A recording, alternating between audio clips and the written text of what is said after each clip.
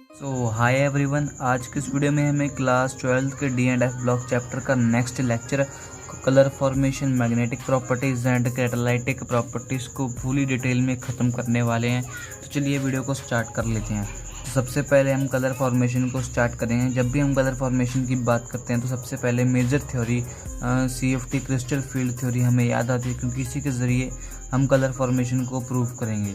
तो सबसे पहले जब भी हम क्रिस्टल फील्ड थ्योरी की बात करते हैं तो यहाँ पर हमारे पास ये 5 डी ऑर्बिटल्स हैं। ये वही डी ऑर्बिटल्स हैं जो हमने क्लास 11th में इनकी स्ट्रक्चर बनाई थी, जिस पर कि कई तो XYZ प्लेन में लोब की attraction and along axis Y axis हो रहा था। तो होता कुछ ऐसे है। लिगेंड के बारे में नेक्स्ट चैप्टर में अच्छे से पता चल जाएगा, कोऑर्डिनेशन कंपाउंड। तो यहाँ पर देखो, एक होता है हमारे पास एलिमेंट लिगेंड। तो यहाँ पर हमारे पास न्यूक्लियस है और यहाँ पर हमारे पास 3 शेल हैं, S, P and D sub shell.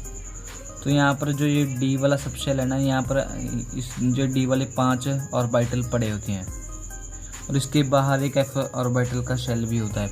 तो होता कुछ ऐसा है, क्योंकि लिगेंड पे होता है नेगेटिव चार्ज और D ऑर्बिटल्स पे होता है नेगेटिव चार्ज। लिगेंड पे भी नेगेटिव चार्ज है, D ऑर्बिटल्स पे भी नेगेटिव चार्ज है, लेकिन न्यूक्लियस पे पॉजिटिव चार्ज होता है। जो न्यूक्लियस है वो लिगेंड को अट्रैक्ट करता है, लेकिन जैसे जैसे ये लिगेंड न्यूक्लियस के पास आता है तो यहाँ पर डी ब्लॉक के यहाँ पर जो डी के 5 ऑर्बिटल्स हैं, इनके बीच में नेगेटिव रिपल्शन स्टार्ट होती है। क्योंकि यहाँ पर नेगेटिव रिपल्शन होती है, तो जैसे जैसे लिगेंड इनके पास आता है ऑक्टाहेड्रल अप्रोच में, कौन सी अप्रोच में? ऑक्टाहेड्रल अप्रोच में। जैसे जैसे ये लिगेंड इसके पास आता है तो वैसे वैसे जो इनकी एनर्जी है वो स्लाइटली हाई हो जाती हैं। तो यहाँ पर इनकी एनर्जी है वो हाई हो जाएगी जैसे जैसे लिगेंड इसके पास आएगा। तो यहाँ पर जो इसकी एनर्जी है वो कुछ इस तरीके से इसकी एनर्जी हाई हो जाएगी। तो ये यहाँ पर ऐसे यहाँ पर आ जाएंगे 5 डी ऑर्बिटल, 1 2 3 4 5। लेकिन जैसे जैसे ये लिगेंड इसके और पास आएगा तो यहाँ पर और ज़्यादा एनर्जी हाई होंगी, और ज़्यादा एनर्जी हाई होंगी तो यहाँ पर क्या होगी? स्प्लिटिंग हो जाएगी, क्रिस्टल फील्ड स्प्लिटिंग। तो स्प्लिटिंग में क्या होगा? यहाँ पर 2 ऑर्बिटल ऊपर चले जाएंगे और बाकी के 3 ऑर्बिटल नीचे आ जाएंगे। क्यों आएंगे? क्योंकि यहाँ पर देखो, जो यहाँ पर लिगेंड की अप्रोच हो रही है वो यहाँ पर कौन से along X axis, Y axis and Z axis के अलोंग हो रही है। क्योंकि जो ये वाला लिगेंड है ये तो X axis, Y axis, Z axis मतलब यहाँ से आ रहा है, ठीक है। तो यहाँ जो जितने भी हमारे पास यहाँ पर ऑर्बिटल्स एंड डी ऑर्बिटल्स है, जो भी ऑर्बिटल्स इन प्लेन पे डायरेक्ट सिचुएट होंगे, जैसे मान लो ऐसे वाला डी जेड स्क्वायर हो गया, ऐसे वाला, ठीक है। जो भी यहाँ पर ऑर्बिटल हैं वो इस axis, Z axis, Y axis पे होंगे, तो उनकी एनर्जी हाई होगी क्योंकि लिगेंड उन पे डायरेक्ट अप्रोच कर रहा है। तो इसलिए वो 2 वाले जो 2 हैं वो ऊपर चले जाएंगे। यहाँ पर हमारे पास है D X square minus Y square only in octahedral approach, और ये वाला है डी जेड स्क्वायर। और यहाँ पर जो बाकी बचे हुए हैं D X Z, D Y Z and D Z D X Y, तो ये आराम से नीचे बैठे रहेंगे। तो होता कुछ ऐसा है, जब यहाँ पर ये ऊपर चले जाएंगे, यहाँ पर नीचे जाएंगे, यहाँ पर होगी देखो इनकी स्प्लिटिंग। यहाँ पर जो स्प्लिटिंग का गैप है इसको हम लोग कहेंगे एनर्जी गैप, इसको हम लोग डेल्टा O से डिफाइन करते हैं। और यहाँ पर जो ये वाला रीजन है ये एक विजिबल रीजन होगा। ऐसा नहीं है कि अगर मान लो एक बार स्प्लिटिंग हुई है तो ज़्यादा होगी, अगली बार कम हो गई, ऐसा नहीं है कि विजिबल रीजन के अंदर ही स्प्लिटिंग होगी। और यहाँ पर देखो, अब होता कुछ ऐसे है, जब यहाँ पर ये स्प्लिटिंग हो जाती है तो यहाँ पर ना ये इलेक्ट्रॉन फीलिंग है यहाँ पर बहुत ज़्यादा वेरी करती है। कैसे? देखो, अगर मान लो हमें कलर फॉर्मेशन करनी है तो कलर फॉर्मेशन का जो सबसे पहला मेजर फैक्टर है वो है अनपेयर्ड इलेक्ट्रॉन। मतलब जितना ज़्यादा अनपेयर्ड इलेक्ट्रॉन होगा उस हिसाब से वो कलर शो करेगा। अगर मान लो कोई अनपेयर्ड इलेक्ट्रॉन नहीं है तो वो कलर शो नहीं होगा, और अगर मान लो नो इलेक्ट्रॉन, कोई इलेक्ट्रॉन ही नहीं है तो भी कलर शो नहीं होगा। हम आपको समझाएंगे कैसे। तो देखो, तो यहाँ पर क्या है, मान लो यहाँ पर एक इलेक्ट्रॉन है पड़ा है, तो यहाँ पर होता कुछ ऐसे है, यहाँ ये भी डी ऑर्बिटल्स हैं, ये भी और डी ऑर्बिटल्स हैं।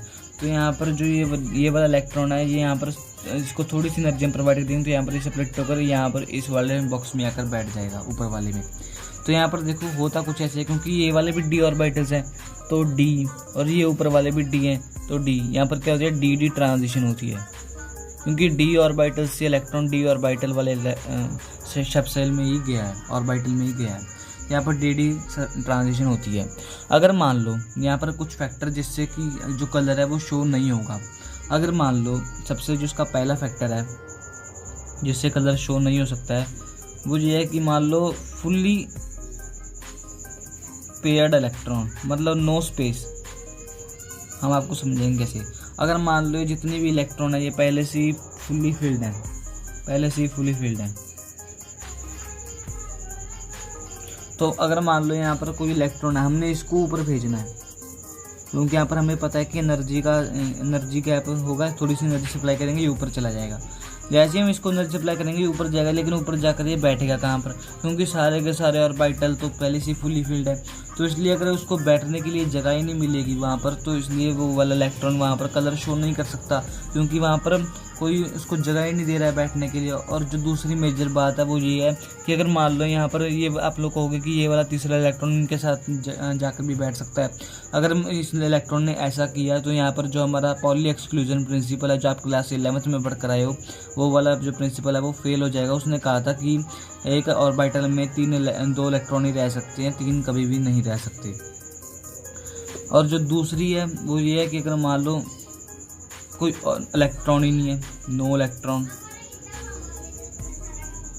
अगर मान लो कोई इलेक्ट्रॉन ही नहीं है तो यहाँ पर आप बिठाओगे किसको? अगर यहाँ पर कोई बैठेगा नहीं तो वो उसकी एनर्जी स्लाइटली हाई होकर जाएगी कहाँ पर? अगर ऊपर जाएगी नहीं तो वो कलर शो करेगा कैसे? तो सिंपल सी बात है, डी डी ट्रांजिशन करवा रही है तो वहाँ पर आपके पास इलेक्ट्रॉन होना ज़रूरी है। तो यहाँ पर देखो जो ये वाला लेवल हम इसको कहते हैं T2G और इस वाले को कहते हैं EG। तो यहाँ पर T2G से EG लेवल में स्प्लिटिंग होती है और यहाँ पर ऑक्टाहेड्रल अप्रोच होती है। कौन सी? Octahedral approach.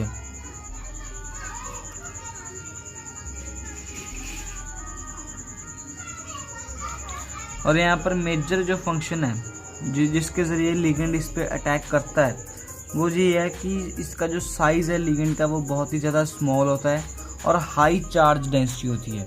स्मॉल साइज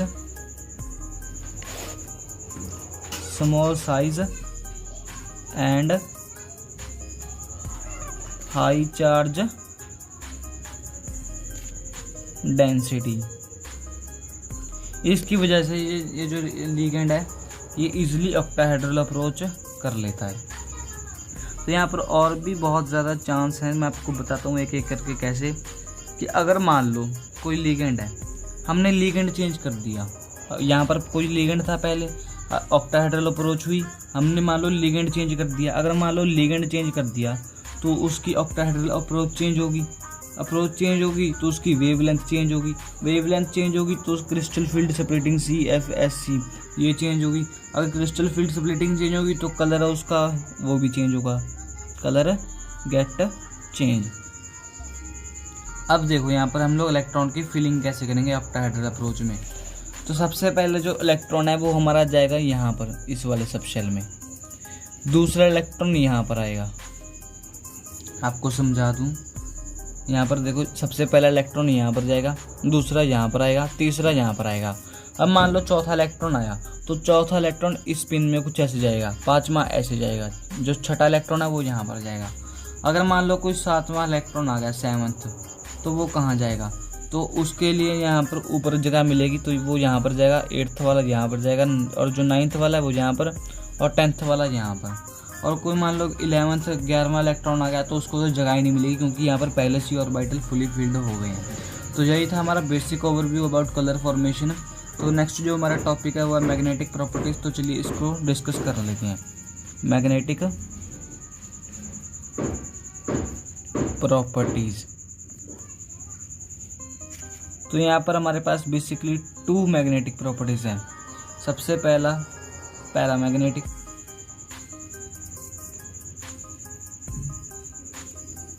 दूसरा डायमैग्नेटिक। तो होता कुछ ऐसा है, अगर मान लो कोई हमारे पास ऑर्बिटल है,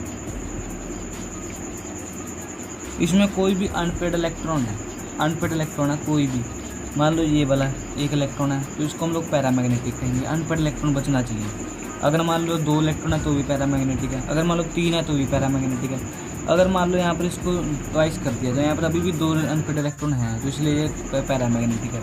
इसको भी ट्वाइस कर दिया तो अभी भी इसमें 1 इलेक्ट्रॉन है इसलिए ये पैरामैग्नेटिक है। अगर मान लो इसको भी ट्वाइस कर दिया तो इसमें कोई अनपेड इलेक्ट्रॉन नहीं है तो इसलिए ये जो सब कंपाउंड है या ये जो ऑर्बिटल के जो एलिमेंट्स इलेक्ट्रॉन है ये हमारे डायमैग्नेटिक हो जाएंगे। तो जो नेक्स्ट हमारा टॉपिक है वो है मैग्नेटिक मूवमेंट। कौन सा? Magnetic movement. How to find magnetic movement. इसकी जो यूनिट होती है वो होती है Bohr magneton in small bm। Formula है वो है n×n+2। यहाँ पर हम लोग क्वेश्चन ले लेते हैं, find magnetic movement of scandium. तो देखो यहाँ पर स्कैंडियम की सबसे पहले इलेक्ट्रॉनिक कॉन्फ़िगरेशन लिख लो स्कैंडियम की। तो इसकी इलेक्ट्रॉनिक कॉन्फ़िगरेशन होती है 3d1 4s2। तो ये अगर हम इसकी स्ट्रक्चर बनाएं तो जो d ऑर्बिटल है उसमें एक इलेक्ट्रॉन आएगा अनपेड इलेक्ट्रॉन। तो जो यहाँ पर n है, n refers to unpaired electron. तो यहाँ पर हम इसमें वैल्यू पुट कर देंगे 1 × 1+2 इक्वल टू 1 × 1+2 3, और यहाँ पर हमारे पास आएगा √3, और √3 की वैल्यू होती है 1.73 अप्रॉक्स।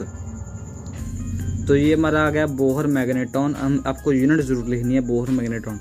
तो ये आ गया हमारा मैग्नेटिक मूवमेंट। ऐसे ही आप और भी एलिमेंट्स की निकाल सकते हो। अगर मान लो हमें निकालनी है टाइटेनियम की तो आप सेम फार्मूला लगाना। टाइटेनियम में होते हैं 2 अनपेड इलेक्ट्रॉन, 2+2। तो यहाँ पर आ जाएगा 2 और 2+2 4, 4 और 2 8, तो √8। √8 की जितनी भी वैल्यू होगी वहाँ पर आपको यहाँ पर यूनिट लगा देना है बोहर मैग्नेटॉन। ऐसे ही भी छोड़ सकते हो। यहाँ पर आपको अगर वैल्यू याद है तो आप लोग वैल्यू भी लिख सकते हो। नेक्स्ट है जो हमारा वो कैटालाइटिक प्रॉपर्टीज। तो चलिए कैटालाइटिक प्रॉपर्टीज को भी डिस्कस कर लेते हैं। Catalytic properties. तो सबसे पहली बात, कोई भी एलिमेंट कैटलिस्ट की तरह का बिहेव करता है। When we say any element behave as a catalyst. तो चलो उससे पहले ये बताओ कि कैटलिस्ट क्या होता है। What is catalyst? तो कैटलिस्ट एक ऐसा एलिमेंट होता है, एक ऐसा सब्सटेंस होता है जिसको अगर हम लोग रिएक्शन में यूज़ करते हैं तो वो फास्ट कर देता है। तो जहाँ की जो रिएक्शन है वो फास्ट फॉरवर्ड या फिर फास्ट बैकवर्ड या फिर इक्विलिब्रियम में शिफ्ट हो जाए। उसके जो सब्सटेंस यूज़ किया उसको हम लोग कैटलिस्ट कहेंगे। और उन कैटलिस्ट की कुछ खास प्रॉपर्टीज़ होती हैं जिसको अब हमें डिटेल में डिस्कस करना है। तो सबसे पहले जो डी ऑर्बिटल्स के जो एलिमेंट होते हैं, डी ऑर्बिटल्स के या डी ब्लॉक के जो एलिमेंट होते हैं वो क्यों कैटलिस्ट की तरह बिहेव करते हैं। तो उसका जो सबसे पहले जो मेजर रीज़न है वो है वेरिएबल ऑक्सीडेशन स्टेट। क्योंकि हम पहले भी पढ़ कर आए हैं, क्योंकि इनके पास क्या होती है, वेरिएबल ऑक्सीडेशन स्टेट शो करते हैं। इसलिए यहाँ पर क्या होता है, ns ऑर्बिटल एंड n-1 दोनों के दोनों ऑर्बिटल इलेक्ट्रॉन बॉन्ड फॉर्मेशन में पार्टिसिपेशन कर लेते हैं। इसलिए यहाँ पर वेरिएबल ऑक्सीडेशन स्टेट आ जाती हैं। क्योंकि यहाँ पर वेरिएबल ऑक्सीडेशन स्टेट आ जाती हैं इसलिए यहाँ पर जो डी ब्लॉक के एलिमेंट्स हैं वो एज अ कैटलिस्ट एक्ट कर जाते हैं, बिहेव कर जाते हैं। तो कब हम कहेंगे कि जो एलिमेंट है वो बिहेव कर रहा है एज अ कैटलिस्ट, तो उसका आंसर हमने आपको बता दिया है। Mostly all the D block elements हैं, mostly approx all D block elements behave as a catalyst. ये क्या करते हैं, ये कैटलिस्ट के तौर पे यूज़ हो गया तो रिएक्शन की स्पीड को बढ़ा देते हैं या फिर उसको इक्विलिब्रियम में शिफ्ट कर देते हैं। Shift as a behave as a catalyst and shift equation या जो भी है इन इक्विलिब्रियम।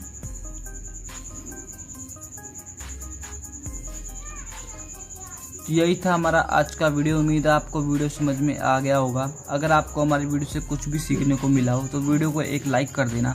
चैनल पे फर्स्ट टाइम विजिट कर रहे हो चैनल को सब्सक्राइब कर लेना और बेल आइकन को प्रेस करके ऑल पे क्लिक कर देना।